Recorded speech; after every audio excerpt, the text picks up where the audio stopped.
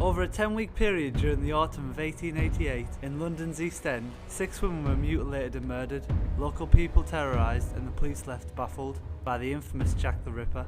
The Ripper was never caught and left behind one of the most greatest unsolved murder cases of all time.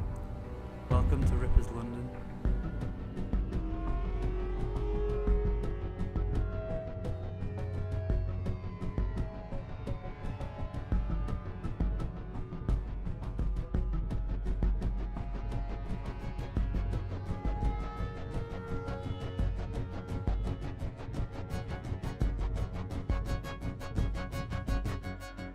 This 10-week period in which these 6 murders occurred, otherwise known as the Autumn of Terror, can be seen here in this timeline. At around 5 am on the 7th of August 1888, the body of Martha Tabram was found on the first floor landing of a tenant building in George Yard. At around 3:45 am on the 31st of August 1888, the body of Mary Nichols was found on the floor outside a gateway on Bucks Row. At around 5:55 am on the 8th of September 1888, the body of Annie Chapman was found in the backyard of 29 Hanbury Street. At around 1 am on the 30th of September 1888, the body of Elizabeth Stride was found in a bundle on the floor of Dutchfield Yard, Berners Street. At around 1:30 am of the same day, the body of Catherine Eddowes was found in a puddle of blood in Mitre Square.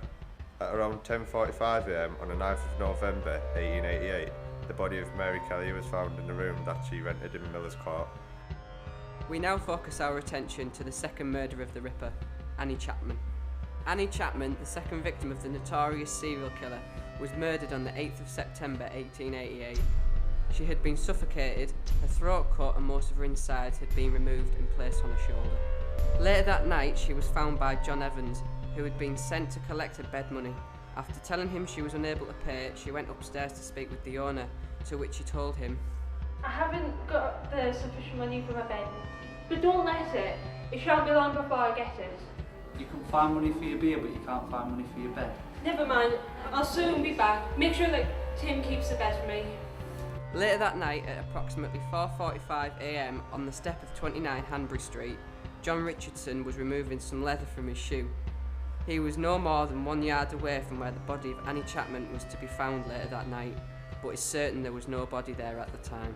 Annie was later seen outside the shutters of 29 Hanbury Street by Elizabeth Long, half an hour before her body was discovered. Annie's body was discovered just before 6 am by John Davies, who lived on the 3rd floor of number 29.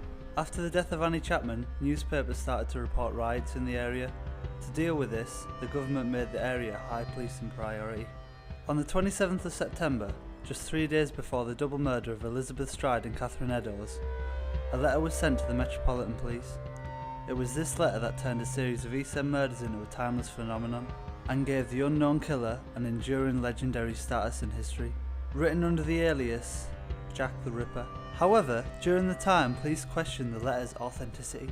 The bodies of Elizabeth Strider and Catherine Eddowes were discovered, having been brutally murdered during the early hours of September 30th.